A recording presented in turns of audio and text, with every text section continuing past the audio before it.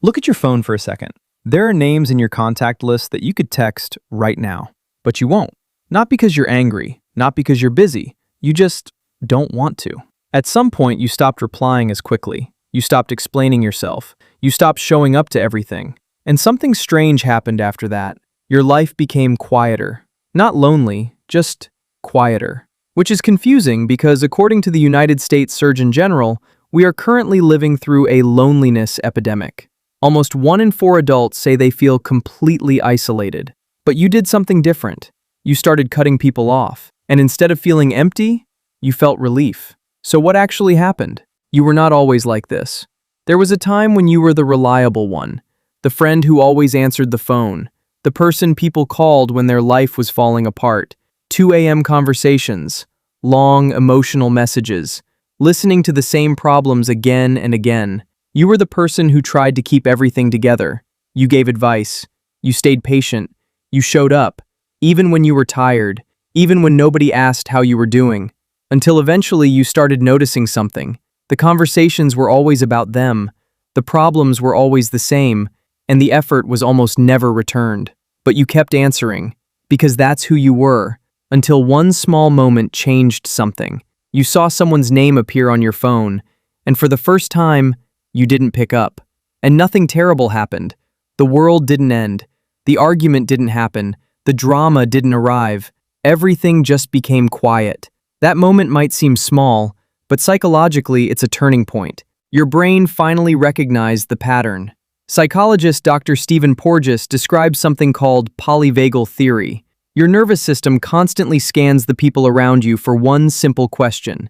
Is this interaction safe or draining?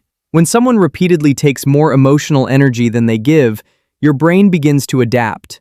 At first you try harder, you listen more, you explain more, you try to fix things, but eventually your nervous system switches strategies. Instead of trying to maintain the connection, it shifts into what researchers call the dorsal vagal response, a protective state, which often looks like emotional distance, withdrawal, silence, fewer interactions. Not because you became cold, but because your brain finally accepted something. Some connections cost more than they give, and your nervous system decided to conserve energy. Your silence wasn't weakness, it was your brain protecting your resources. The pattern often starts much earlier. For many people, the ability to cut others off doesn't appear suddenly in adulthood. It begins much earlier. Some children grow up in environments where emotions are unpredictable. You learn to read the room before anyone spoke. You could sense tension instantly. A shift in someone's mood could change the entire atmosphere of your home.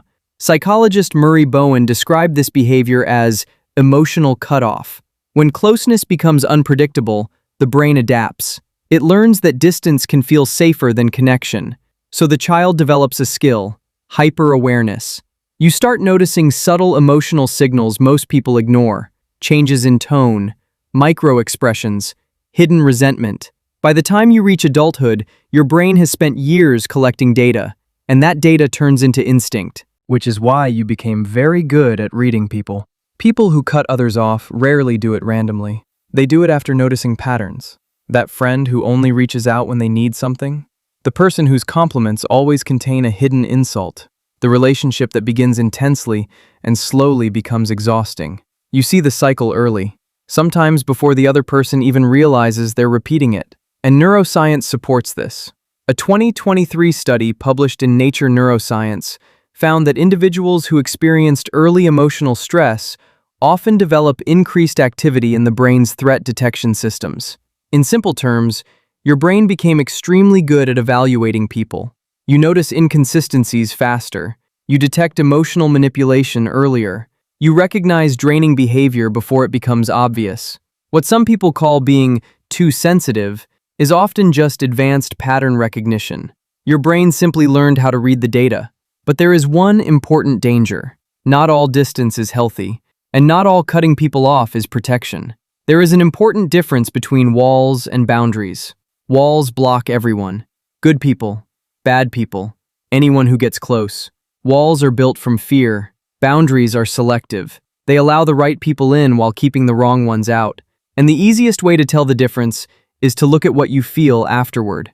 If you cut someone off and felt relief, that's information. If you cut someone off and felt peace, that's protection.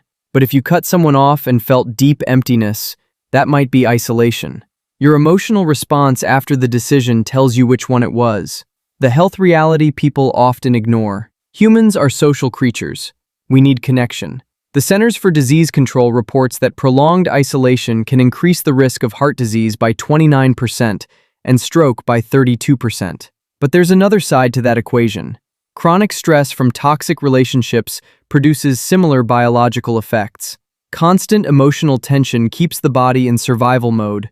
Elevated cortisol, higher anxiety, persistent mental exhaustion. So sometimes reducing your circle isn't social failure, it's nervous system recovery. What you might actually be experiencing. People around you might describe your behavior as distant, or antisocial, or withdrawn. But those labels assume something is missing. There's another word for what you might be experiencing. Solitude. Loneliness is the absence of connection you want. Solitude is the presence of peace you chose. You're not sitting alone wishing people would contact you.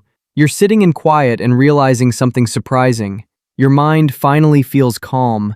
Your environment feels stable. The constant emotional noise has disappeared. That isn't isolation. It's clarity.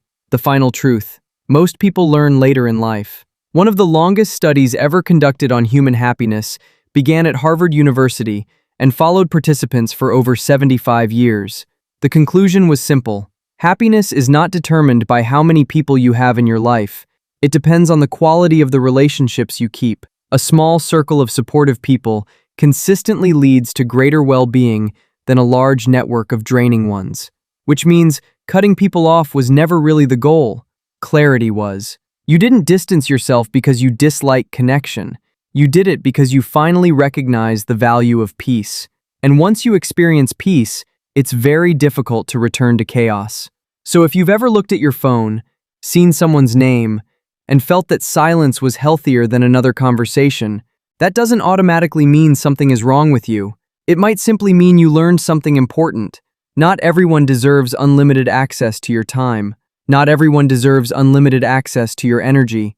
And sometimes the most psychologically healthy decision a person can make is distance.